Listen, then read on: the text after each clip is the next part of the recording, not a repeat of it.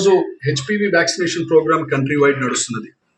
ప్రధానమంత్రి గారు మంచి ఆలోచనతో ఇది రిలీజ్ చేసిన దీని వెనకాల కొన్ని విషయాలు, ఇమ్యునాలజికల్ విషయాలు, సైంటిఫిక్ విషయాలు, ఆరోగ్యపరమైన విషయాలు ప్రజలకి తెలియాలనే ఆలోచనతోని ప్రపంచ ఎలర్జీ ఫౌండేషన్ తరఫున ఈరోజు మేము కూలంకషంగా చెప్పడం జరిగింది.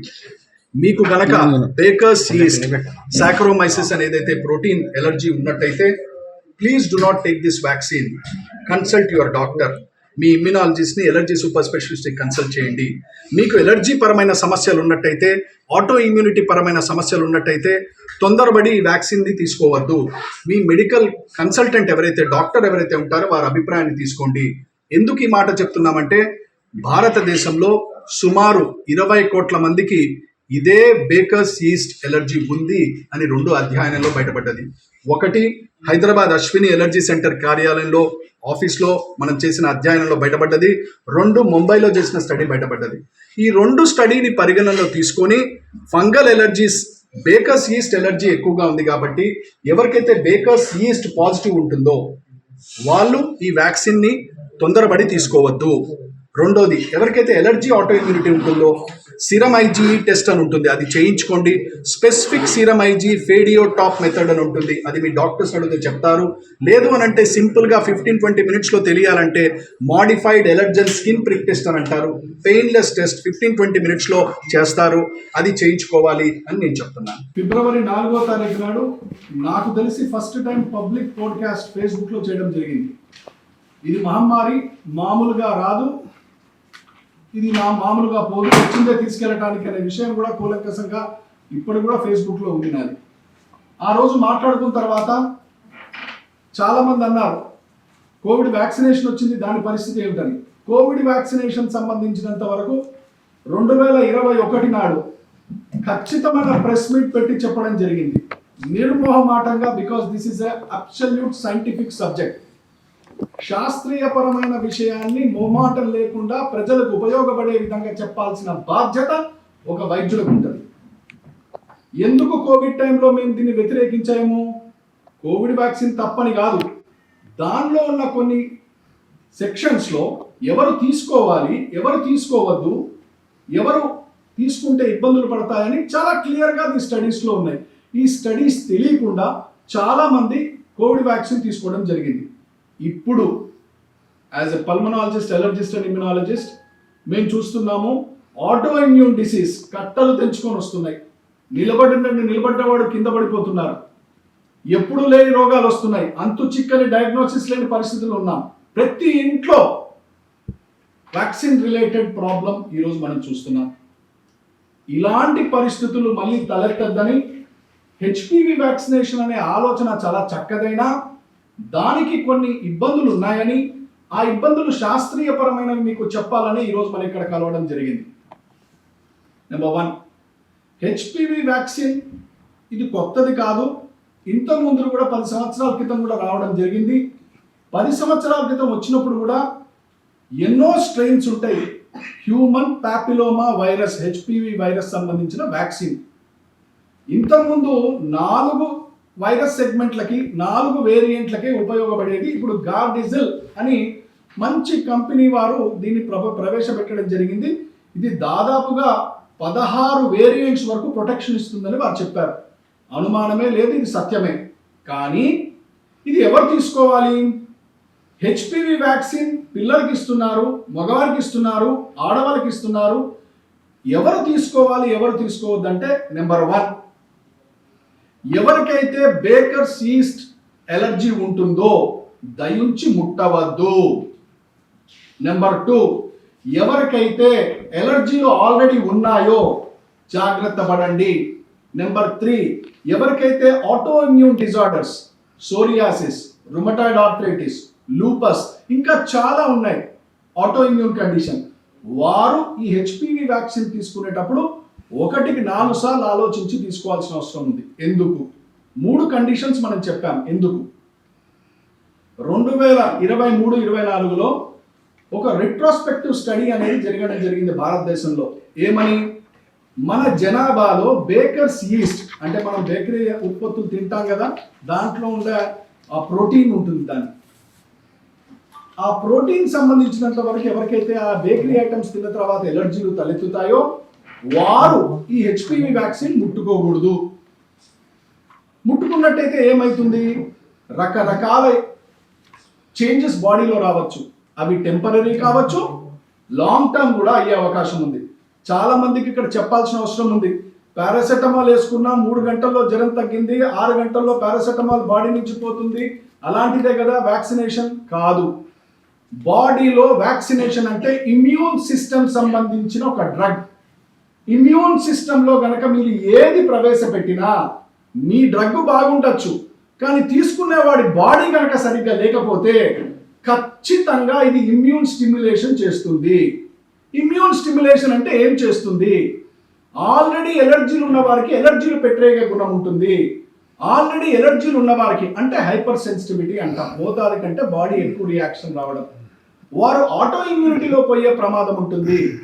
బేకర్స్ ఈస్ట్ ఏదైతే ప్రోటీన్ దీంట్లో వాడతారో హెచ్పివిలో, అది కనుక పాజిటివ్ ఉన్నవారు దయించి ముట్టకండి. ఎలా తెలుస్తుంది?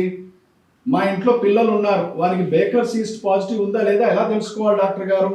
2 రకాలైన పద్ధతులు ఉన్నాయి. ఇవన్నీ ప్రభుత్వం వారు చెప్పాలని మేము కోరుకున్నాం. వారు చెప్పకపోయినా చక్కటి కార్యక్రమం వాళ్ళు చేస్తున్నారు కాబట్టి మా వంతు బాధ్యతగా మేము చెప్తున్నాం. Number 1, specific IgE test blood sample తీసుకొని చేయవచ్చు. Number 2, global gold standard allergen skin prick test చేయవచ్చు. అందుబాటులో ఉన్న ఈ 2 టెస్టులు. ఈ టెస్టుల వల్ల ఉపయోగం ఏంటి? ఇది పాజిటివ్ కనుక వచ్చినట్టయితే హెచ్పివి వ్యాక్సిన్ ముట్టవద్దు. ఇంకో కీలకమైన విషయం, ఏదైతే హెచ్పివి వ్యాక్సిన్ ఫంగస్ నుంచి తయారవబడుతుందో ఆ ఫంగస్ ఏదైతే ప్రోటీన్ ఉందో అది క్రాస్ రియాక్టివిటీ బాడీలో అయ్యే అవకాశం ఉంటుంది. అంటే మీరు తీసుకున్న హెచ్పివి వ్యాక్సిన్ ఆ ప్రోటీన్ లోపలికి వెళ్ళిన తర్వాత వేరే గ్రూప్ ఆఫ్ వైరస్ ని కూడా క్రాస్ మ్యాచ్ అయ్యి క్రాస్ రియాక్ట్ అయ్యి హైపర్ స్టిమ్యులేషన్ అయ్యే అవకాశం ఉంటుంది. ఏమిటది? క్యాండిడా ఆల్బికన్స్, ఇదొక వ్యాక్సిన్. రెండోది ఏమిటి?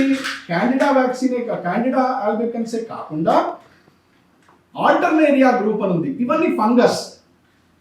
హెచ్పివి తయారయ్యేది ఒక ఫంగస్ ప్రోటీన్ ద్వారా మనకు వస్తుంది కాబట్టి ఆ ప్రోటీన్ కనుక సెన్సిటివ్ ఉన్నట్టయితే మీరు ముట్టుకోకూడదు.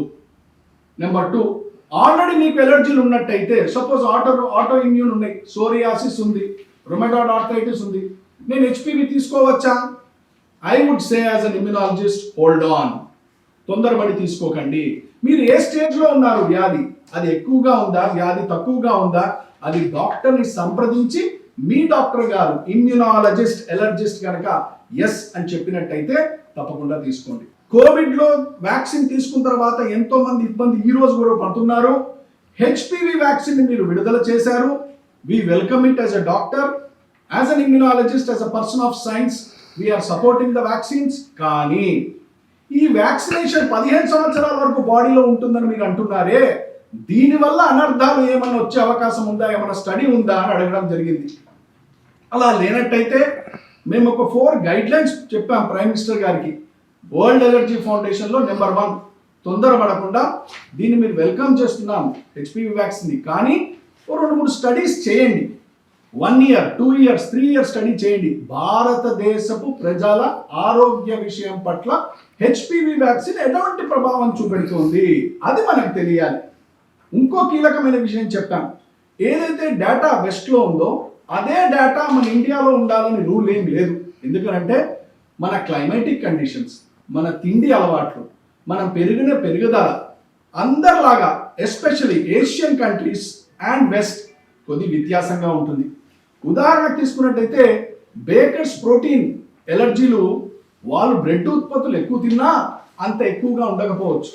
కానీ మన దేశంలో దాదాపుగా అశ్విని ఎలర్జీ సెంటర్ హైదరాబాద్లో జరిగిన పరిశోధనలో వి ఫౌండ్ దట్ అట్లీస్ట్ మేము చేసిన ర్యాండమ్ సర్వేలో 20% of the people are prone for HPV వ్యాక్సిన్లో ఉన్న ఈస్ట్కి సంబంధించిన ఎలర్జీ. సేమ్ ఈస్ట్ బేకర్స్ ఈస్ట్లో కూడా ఉంటుంది, బేకరీ ఉత్పత్తుల్లో కూడా ఉంటుంది. అంటే దాని అర్థం ఏంటి? 150 కోట్ల జనాభా అని ఒక అంచనాకు వస్తే దాంట్లో 20% కనుక మనం లెక్కలేసుకుంటే ఎక్కడ పోయి అవుతుంది? It goes to around 20 crore population. అంటే 150 కోట్లలో సుమారు 15-20 కోట్ల మంది తొందరపడి తీసుకోవద్దు. ఆ 20 కోట్ల మందిలో ఎవరున్నారు? నా ఇంట్లో వాళ్ళు ఉన్నారా? మీ ఇంట్లో వాళ్ళు ఉన్నారా? ఒక స్టడీ చేయాల్సిన అవసరం ఉంది, ఒక ఇన్వెస్టిగేషన్ చేయాల్సిన అవసరం ఉంది. ఇవన్నీ చేయకుండా మనం తొందరపడి ఆ వ్యాక్సిన్ తీసుకోవడం అనేది చెడ్డది కాదు, మంచిది కాదు. ఒక డాక్టర్గా I will say go to your concern specialist, get clearance, then only go for HPV vaccine. I will not call it dangerous, I will not call it adverse, but I will call it abnormal. ఏంటండి abnormal? Number 1, we have a clear-cut case of cytokine hyperactivity. Number 2, Prime Minister గారు రాశాను నేను ఇదంతా.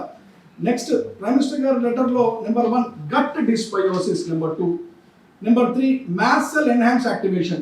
ఈ 3 you name any disease, A hospital అయినా, ఏ department అయినా, ఎక్కడైనా సరే మీరు ఏ వ్యాధినైనా ర్యాండమ్గా పెట్టుకోండి. మీరు క్యాన్సర్ గురించి మాట్లాడుతున్నారు, ఎక్కడైనా ఏ వ్యాధినా ఈ 3 డిస్టర్బెన్స్ వల్ల వ్యాధి రావడము కానీ, వచ్చిన వ్యాధి పెట్టరేగడము కానీ, అది క్యాన్సర్ రూపంలో పోవడం కానీ జరుగుతుంది. ఏమిటవి? గట్ డిస్బయోసిస్ అంటే గట్ లేయర్ ఏదైతే ప్రొటెక్టివ్ లేయర్ ఉంటుందో అది డిస్టర్బ్ అయిపోవడం. Number 2 cytokine hyper reactivity. Cytokines are very very important cells, pro inflammatory cells. అవి నార్మల్గా లేవు, హైపర్ యాక్టివిటీ ఉన్నాయి కోవిడ్ వ్యాక్సిన్ తీసుకున్న వాళ్ళలో కొంతమందిలో. Next mast cell enhanced activation. అసలు మాస్ట్ సెల్స్ అంటే ఏంటి? That will lead to allergy, that will lead to auto immunity, that will also cause malignant changes. Histamine is something which has to be under control. Histamine control అవ్వట్లేదు, anti histamine tablet చేసుకుంటున్నారు, cetirizine, Allegra, ఎటలాక్స్, 2-3 hours 4 hours పనిచేస్తుంది. Then again histamine person. మేము అందుకనే ఏం చెప్తాం ఇమ్యూనాలజిస్ట్గా, ఈ 3 factors ఉన్నాయి కాబట్టి we have to be cautious. I have written this in to my letter clearly with the prime minister. No, I want the prime minister to do a study on this. Without a study, we cannot